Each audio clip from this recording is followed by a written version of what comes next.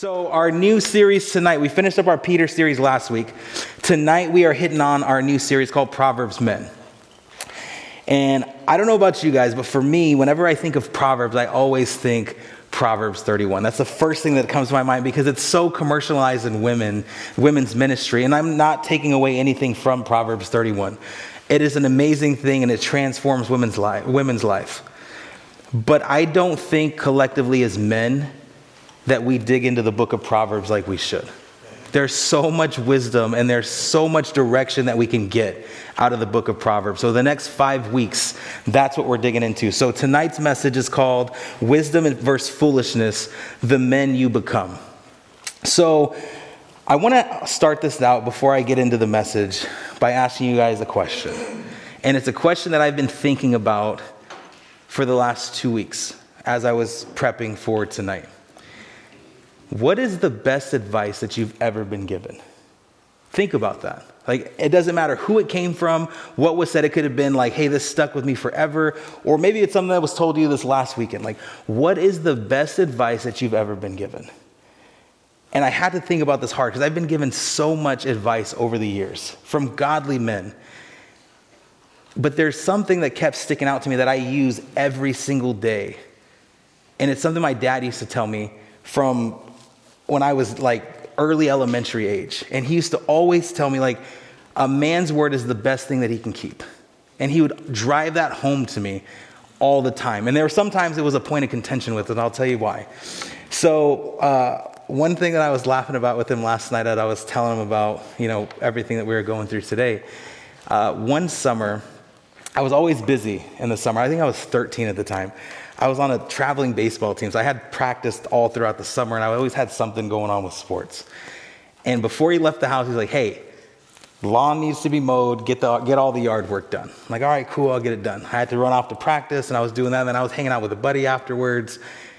And I knew what time. He usually gets home like 5:15, 5:30. It's like 4:50, and I'm like, no, he'll forget. Like, he's not going to remember that I didn't mow the lawn, right? I'm having a good time. I did not want to leave. 5:30 rolls around, and I was on the street over from where we live, and my dad's truck comes rolling down the street. I'm like, oh, maybe he's just coming to bring me something to eat or something. I was like really stupid, like trying to like get away from the point. And he's like, get in the truck. I was like, all right. So I get in the truck. He's like, hey, what did we talk about this morning? And my way of making awkward situations or like hard situations is just to laugh, right? I like to like put a joke out and like make people laugh. So I was trying, my dad was just stone-faced. Like, he didn't want anything to do with it. He's like, listen, seriously, like, what did we talk about this morning? And I was like, okay, yeah, I know you told me to do the lawn, but I had every excuse. Like, I had to go to baseball practice, and after that, this person needed me, I needed to do this. He was like, that's nonsense. You gave me your word that you were going to do something, and you failed to hold your word. And that was the standard that he kept me to all the time. Like, if you say you're going to do something, just make sure you do it. That was a pet peeve of his. And that's something he drove home to my brother and I growing up. And that's something that sticks with me, not just if I tell somebody like, hey, I'm going to do this, I will make sure to do it. But it's also when I think about a man's word, like, what words am I using towards people? Like, am I building people up with my words? Am I tearing people down with my words? So that's something that I recognize. And I'm not telling you guys like, hey, I always get it right, because I don't. Like, there's sometimes like my wife will be like, hey, I need to do X, Y, and Z. I'm like, okay, cool, I got that. I run out there. I was like, I have no idea what she just said. And so I'm like, okay, I got to go back and touch back and see what I'm supposed to be doing. But that's something that's always stuck with me because I use it every single day. That concept of like, okay, I want to be somebody that is trustworthy. Like, if I tell you something, like, you can depend on my word. And then I thought about this, like, and I want you guys to think about this too. What is the worst advice you've ever been given? Or the worst advice that you chose to follow? And for me, mine was a quote. And I learned this my freshman year in high school. And it was, live the life you dream. And I was like, okay, cool, I'm sticking this. Like, I can dream all this stuff up. I can work towards it. Like, cool, I can have this car. I can have this house. Like, that's where my mind was. Like, I was so set on worldly things. And then I got older, and like, I had no desire at that point in my life to have a relationship with Christ. Like, that was not even on my radar. So I ingrained that quote in the fact of like, earthly possessions. That's what I attributed it to. And so over the last week, I was thinking of, that's the one thing that came, like, because I vividly remember. I remember the day that I heard that quote, and I had to give a quick explanation on why I like that quote. It was in the middle of my class. And I've come to loathe that quote. I hate that quote because of what it represented in my mind. But there's also, if you position it, so I thought about that this week. If I position that a different way, how can I reimagine that quote? How can I give this quote an update? And this is what I came up with. This was actually a fun exercise. So, live the life you dream was the one that I disliked. But this is what I came up with. Live the life God designed, not just the one you dreamed. Because God has a destination for me. He has a destination for each and every one of you. But if we have this dream of this is where I want to be, we talked about this in our last series, right? These doors that we try and go to or force open because we want something so bad, and God's continually closing those doors to shepherd us back. Remember that bowl of water in the middle of the house, right? He's shepherding us back to what he prepared for us. So no matter if you like it or not, every single one of us is building a life. Every single one of us is building. Whether you realize that or not, every decision that you make, every habit that you have, every relationship that you have in your life is laying a brick. But then you have to ask yourself, the question isn't, are you building? The question is, what are you building with? What are you building with? Proverbs tells us that wisdom isn't just about knowledge. Proverbs tells us it's the skill of living in a way that honors God because it protects your future. So tonight is about two paths. And this is what we're going to talk about: wisdom and foolishness. And the men you become depending on which one you choose. So we're going to start out tonight in Proverbs 1, and we're going to start in verse 1. These are the Proverbs of Solomon, David's son, king of Israel.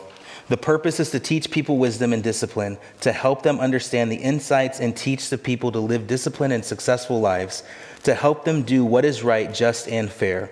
These proverbs will give insight to the simple, knowledge and discernment to the young.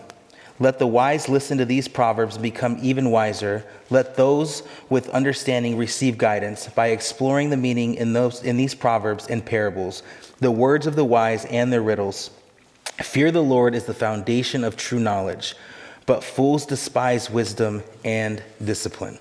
Right here in the first 7 verses of Proverbs 1, it opens up like a training manual for our life, right? It talks about wisdom, it talks about instruction, it talks about discipline, and it talks about insight. That is important because a lot of us believe this lie that you either have wisdom or you don't. You have wisdom or you don't have it, right? I'm a wise man, that's my walk. But Proverbs lays that foundation, and it tells us that wisdom is a learned behavior, not personality. You're not just born wise. It's a learned behavior that we have to continually work on. So then comes the foundation. If we go down to verse 7, this ties the first 6 verses all together. Fear of the Lord is the foundation of true knowledge, but fools despise wisdom and discipline. So when we talk about fear here in this verse, that fear isn't like panic. It's reverence for God, and it's alignment with who he is. So this means that God is not an afterthought, right? God is not, we talk about this often, that Sunday category, right? I go to church on Sunday, I'm just going to check that box. That's not who God is. At least that's not who he should be in our lives. God is the starting point for every decision that we make. That should be our outlook. God is the starting point for every decision that I will make moving forward. So where does the foolishness begin? Again, it starts quietly. It starts not with rebellion, but it's the independence, right? That's the independence piece in ourselves. I've got this. I don't need help. I know what I'm doing. I'll deal with the consequences later. I'm going to make this decision anyway. I'll just deal with the consequences when they come. That's foolish. Let's talk about the wisdom side. Where does that begin? It all starts with surrender, God, you see further than I do. There's an acknowledgement that we don't have a vision that God has, that we don't have the same vision that God has for us. He knows so much more. You know where this path leads. I don't trust my impulses, I trust you. So before making decisions, we need to condition ourselves. And I want you guys to think about this before you make any decision, as small of a decision as you can make or a huge decision. Am I inviting God into this decision, or am I just going to inform him after I already make the decision? Two completely different distinctions there. Am I going to invite him in to help me and guide me through this decision? Or am I just going to make this decision, deal with the consequences, and then run back to him later because I'm in a place that I never should have been in? It sounds so simple, but I know it's hard. So what's the big idea here? A man who fears the Lord doesn't ask, what do I want? What are my needs? What are the things that I need? He asks, what does God want? And what will this produce in my life? Again, two completely different questions there. So let's go down to verse 20 in Proverbs 1. And this is where we're going to see that wisdom is a voice that we choose to listen to. And we're going to go from 20 to 33. Wisdom shouts in the streets. She cries out in the public square. She calls to the crowds along the main street, to those gathered in front of the city gate. How long, you simpletons, will you insist on being simple-minded? How long will you mockers relish your mocking? How long will you fools hate knowledge? Come and listen to my counsel. I'll share my heart with you and make you wise. I called you so often, but you wouldn't come. I reached out to you, but you paid no attention. You ignored my advice and rejected my correction I offered. So I will laugh when you are in trouble. I will mock you when disaster overtakes you, when calamity overtakes you like a storm, when disaster engulfs you like a cyclone and anguish and distress overwhelm you. When they cry for help, I will not answer. Though they anxiously search for me, they will not find me. For they hated knowledge and chose not to fear the Lord. They rejected my advice and paid no attention when I corrected them. Therefore, they must eat the bitter fruit of living their own way, choking on their own schemes. For simpletons turn away from me to death. Fools are destroyed by their own complacency. But all who listen to me will live in peace, untroubled by fear of harm. Right at the beginning there in verse 20, Proverbs paints wisdom as a voice crying out in public. That stood out to me. That tells us something powerful, that wisdom is not hidden, but it is available. Wisdom is available to all of us. We just have to seek it. God is not trying to make our lives confusing. The issue is not with the clarity side of it, it's with attention, right? So why do we miss wisdom? Why is it that some men are wiser than others? It's not because wisdom is absent. It's because we're distracted in different levels in different areas of our life. Think about that. Think of all the areas that we can be distracted. The entertainment side, right? That numbs our awareness. Pride that resists input from other people. It could be sexual temptation that overrides our better judgment. What about chasing money that costs us our character? Anger that clouds sound thinking, and laziness that avoids responsibility. Or stubbornness that refuses correction. I put a star on that one and bolded it. That was me for so many years. So stubborn that I didn't need correction from anybody else. That's how I live my life. Like, I got this. I don't need other men to tell me how to live life. How foolish was I? Because when that changed in me, when I made that switch, and again, I don't say like, hey, I did something.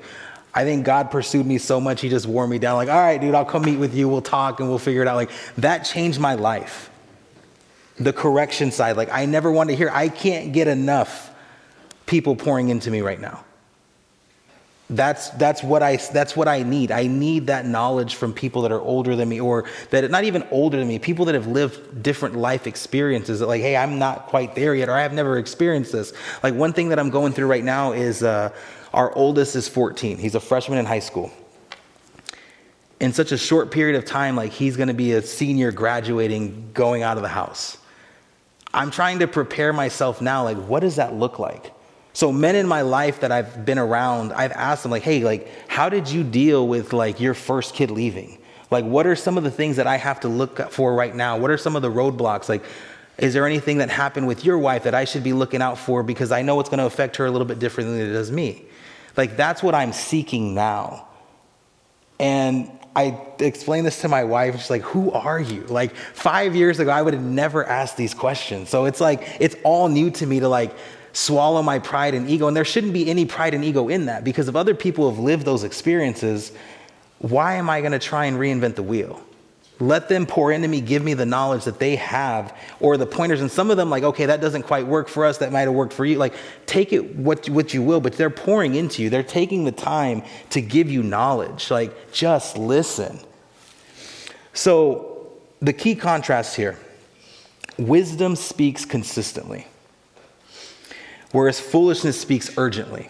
So when foolishness tells us, do it right now, we'll think about it later. We'll worry about the consequences later. Do it right now. Wisdom, you slow down a little bit, right? Slow down. Think this through. Think of what the outcome is before you make this decision. There's a huge difference in those two distinctions, right? So we get a critical warning here from Proverbs 1. There comes a point where ignored wisdom becomes an unavoidable consequence. And that's when men say, I didn't think it would go that far. Or I never meant for this to happen. I don't know how I got here. It's a gradual step here. So Proverbs also teaches us that we don't just fall off a cliff one day. Like, I just fell off this cliff. You drift towards it slowly by decisions that you make that are not being addressed. So I just want to say this. I don't think there's a man in this room, or even a man that goes to this church, that wakes up and is like, today's the day. Today's the day I want to ruin my life. Like, I don't think that's how we think this thing through, right? Like, we're not waking up like, okay, this is the day that my life changes forever. That's not how this works. It happens slowly through small, repeated decisions that we ignore, that we choose not to address. That's when we start, and we look back like, I'm a completely different person, but it's a gradual change over time. And you just push it off so much that you don't even recognize who you are sometimes. When you start looking at yourself like, my life is in shambles. How did I get here? How did I get to this point? So think about that. So wisdom is God's early warning system for us. That's the warning system. It's not to restrict us. Whereas a lot of times we think like, oh, well, I'm being kept from all this fun. It's to protect us. God is using wisdom to protect us. We have to seek that wisdom for that very reason. So I want to turn to Proverbs 9. And we're going to go through verse 1 through 18 here. So turn to Proverbs 9 with me. Wisdom has built her house. She has carved its 7 columns. She has prepared a great banquet mixed with wines and set the table. She has sent her servants to invite everyone to come. She calls out from the heights overlooking the city. Come in with me, she urges the simple. To those who lack good judgment, she says, come eat my food and drink the wine I have mixed. Leave your simple ways behind and begin to live. Learn to use good judgment. Anyone who rebukes a mocker will get an insult in return. Anyone who corrects the wicked will get hurt. So don't bother correcting mockers. They will only hate you, but correct the wise and they will love you. Instruct the wise and they will be even wiser. Teach the righteous and they will learn even more. Fear of the Lord is the foundation of wisdom. Knowledge of the Holy One results in good judgment. Wisdom will multiply your days and add years to your life. If you become wise, you will be the one to benefit. If you scorn wisdom, you will be the one to suffer. The woman named Folly is brash. She is ignorant and doesn't know it. She sits in her doorway on the heights overlooking the city. She calls out to men going by who are minding their own business. Come in with me, she urges the simple. To those who lack good judgment, she says, stolen water is refreshing. Food eaten in secret tastes the best. But little do they know that the dead are there. Her guests are in the depths of the grave. Proverbs 9 gives us one of the clearest pictures in Scripture. 2 women, 2 invitations, 2 completely different outcomes. Right? Let's look at Lady Wisdom first, right? Build a house, prepares a table, invites you in for growth, offers life through discipline. Now let's look at Lady Folly.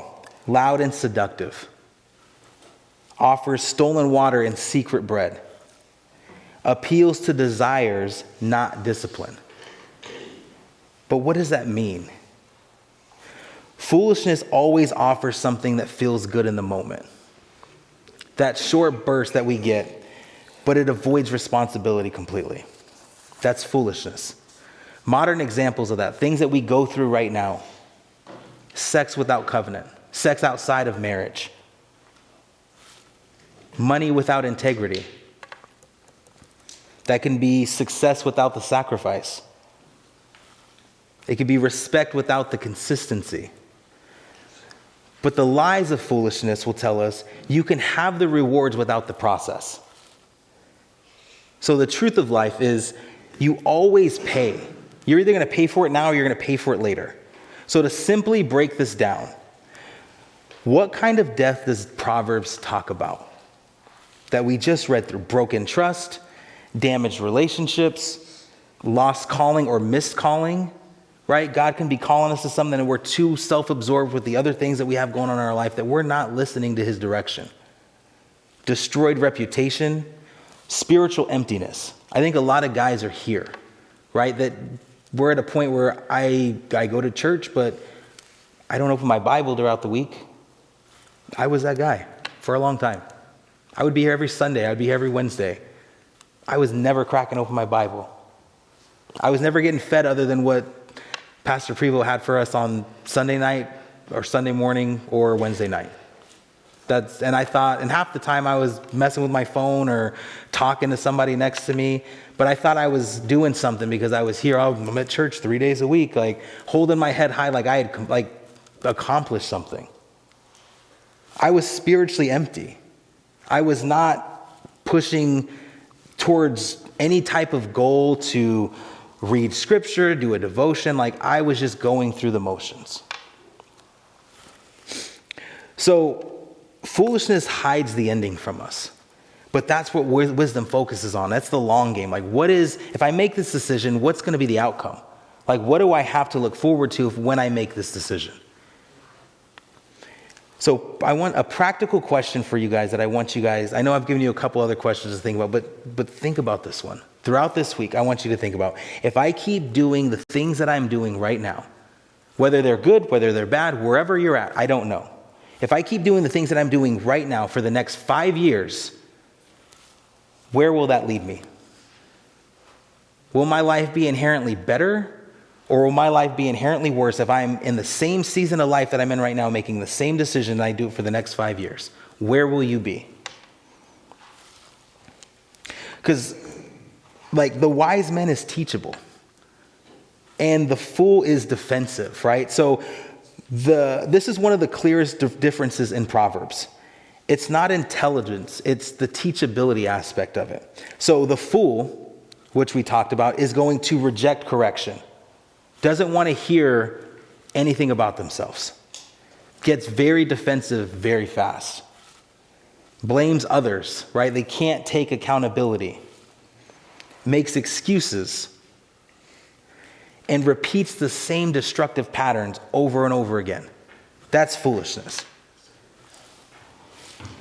The hard truth is that pride is one of the biggest threats to a man's future.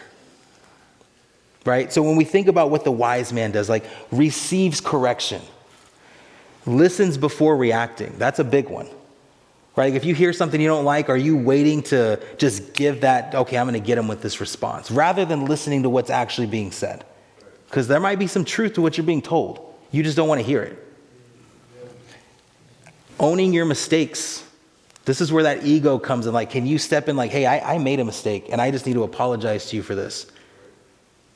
There are people that I still have in my mind to this day that I could go back, and I don't know where they're at, that I wish I can go back to, like, I owe you an apology for this reason. I still think about those people. Because I'm a different person, not for any of my own doing. Because God has worked through me in so many different ways. And it was a struggle, guys. I'm telling you. It was a long process. But reflecting back, like, I wish I could apologize to this person. Quickly adjust, right? Like, things that are coming at us, quickly to adjust around those things. Prioritizing growth over our ego. So that's what we're talking about. Like, pride is such a big thing in men's lives. Most men don't fail because we lack the knowledge. We fail because we don't want to accept the correction. It's that simple. We don't want to accept being told what we're doing or being corrected in any kind of way. So why does that matter? And how do I tie that back to Mountain Men? How do I tie this back to our men's group that we have here? You need voices that will challenge you. You need truth to be told. You don't just need support. I don't want us sitting around these tables and coddling one another and like, oh, it's okay. If there's mess and you see it, like, call out the mess. That is why we are here. We are here to grow. And I see that. Like, if we ever get to a point where we're just going through the motions and kind of making excuses for one another, there's no reason for us to meet every Tuesday. There's no point in having a Mountain Men group. That's not what we're about. We are about growth and pushing towards the kingdom each and every day, even if that's being told something that we don't want to hear. I've had to have multiple hard conversations, uncomfortable conversations with men that are a part of this group. And it's not because, like, hey, I'm holier than you or whatever it is. Like, I just know it's biblical, and I know that's what's been done to me. And I know previously I wasn't receptive to receiving the correction, but I know how important that correction is. And so if I love you, I'm not going to let you keep going through the same things. I'm not just going to sit here and watch your life go down the drain because I'm just afraid to have a hard conversation with you. If I truly love you, which I love every single person that's in this group more than you know, I will have that conversation with you. Again, it might be a little uncomfortable. It might be like, God, I need to pray on this first and like guide me through this process and give me the words that I need to speak. But as God is my witness, I will have that conversation with you. If you come to me and like, hey, like, what do you think on this? I'm going to give you an honest answer. I'm not going to beat around the bush. I'm not going to like give you false hope. I will tell you biblically what I know. And if I don't know the answer, like, hey, Paul, help me out. Like, how do I talk to this guy? I've done that. Like, hey, this is the situation I'm going through. What would your advice be? And I will bring other people into this mix because there's some things that like, hey, I don't have a solid answer for you. And I'm just being honest. Let me have a day or two to get some knowledge on this and I'll come back to you. But I love you guys enough to tell you the truth. So that's why it's so important that you need truth, not just somebody to support you. You need accountability that's going to sharpen you. That's why this group is so important. That's why we've accomplished so much. Almost a year, guys. Like, we have almost made it to our 1 year mark in, I think it's in 2 weeks, 3 weeks. That's amazing. Like, I cannot believe it's already been a year. So a man without correction is a man without a direction. You don't know where you're going.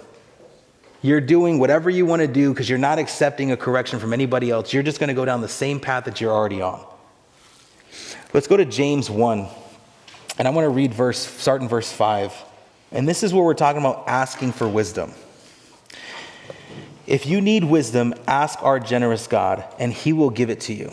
He will not rebuke you for asking. But when you ask him, be sure that your faith is in God alone. Do not waver, for a person with divided loyalty is as unsettled as a wave on the sea that is blown and tossed by the wind. Such people should not expect to receive anything from the Lord.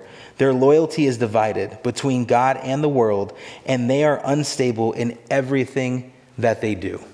Right back to the beginning of verse 5. If you need wisdom, ask our generous God, and he will give it to you. That is incredibly encouraging to me. God doesn't expect you to figure out your life alone. So the 3 takeaways and the 3 truths that I pulled from this: you will face situations where you genuinely don't know what to do. There's going to be times in your life like, God, I don't know what decision to make. I don't know what to do here.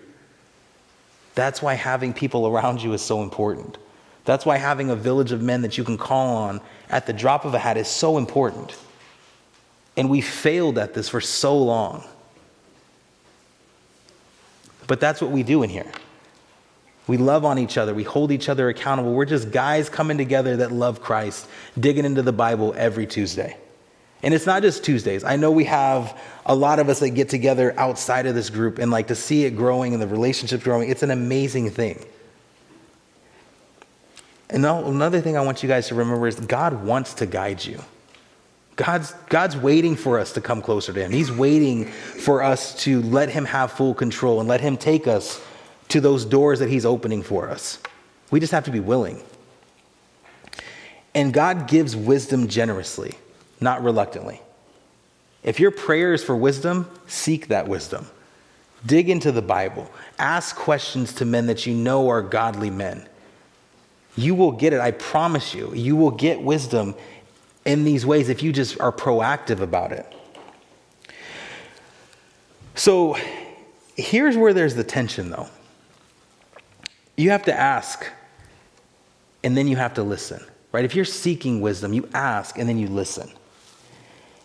I think we have this tendency, like this cycle, and I wrote this down as like a cycle chart, right? We ask, we ignore, and then we do what we want to do anyways. We're too impatient to let God answer the prayer that we're asking for. We need an answer right now. That microwave effect, like, I'm going to ask you, I need an answer in 30 minutes. If I don't hear nothing, I'm just going to do it anyways. That is foolishness. You have to, it's a slow game, right? You ask, you pause, you listen, you submit, and then you follow. Right? You see how much more drawn out that is than I'm going to ask, I'm going to ignore, I'm going to do whatever I want to do anyways. It's so much more intentional. That's where wisdom comes from, is we're waiting for God to hear us. Like, he always hears our prayer, but we're waiting for him to answer, right? We have, and again, it might not be this profound thing. Like, I will tell you today, it was something that I've been thinking about recently, is like my personal prayer life. This last week, that was a point of prayer for me, because like there's times that I get into this rut where I'm like, I feel like I'm repeating prayers sometime, right? Like when I'm blessing my food, I'm like, okay, God, blah, blah. It's the same thing that I'm regurgitating. Like, I understand that like I'm saying grace, but like, should it always be the same? Like that's what I've been thinking about this week. And then Brother Caleb and I were talking, that's where we're upstairs talking about today. It's just the little things like that God throws at you, right? Like I was just talking about this and he was like, hey, I have this idea. Let's talk about prayer in the church. I'm like, thank you, God. Like this is like exactly what I'm needing, and like a direction that he's trying to push me towards through other men that are here in community with us, right? So it might not be this profound thing that happens where, you know, you see this thing written on your windshield. Like it might just be a brother sitting next to you like, hey man, like I was going through this week, or this is what came up. Like that's what we have to be paying attention to. That's how God is working through our lives sometimes. And I had that tonight, and I have to thank Caleb for that, because I had to tell him, like, I was just talking about and praying about that this week, because I do feel like I'm in that rut right now of like, I need to strengthen my prayer life a little bit, right? So this is a little bit of encouragement. So when we talk about like simple prayer and what that looks like, asking for wisdom, like, God, show me what I'm not seeing. Show me the blind spots that are around these corners that I don't see, but you do. And give me the courage to follow it, knowing that I'm relying on you rather than relying on myself. And so to wrap this first session up with you guys, Wisdom is not about being clever. Wisdom is about being godly. Every decision that you make is shaping the man that you're going to become. Wisdom listens early, and foolishness waits until consequences to teach a lesson. Right? We don't need to wait for the consequences. So the real question tonight isn't, what will I do? I want you guys to think this. Who am I becoming if I keep living this way? And again, that might be, hey, I'm on the right path and I'm doing the right things and I am on the up and up right now. That is fantastic.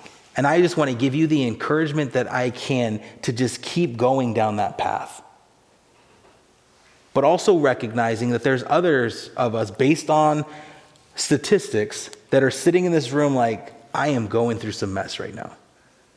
I am dealing with some nonsense in my life that I just can't kick. Whatever it is, I don't know what that is. The one thing that always stands out when I talk to a group of men is like, pornography is always at the forefront of that. That is a huge issue within our groups as men. I don't know what it is. But who I'm becoming, like who am I going to become if I keep living this way? Think about that this week.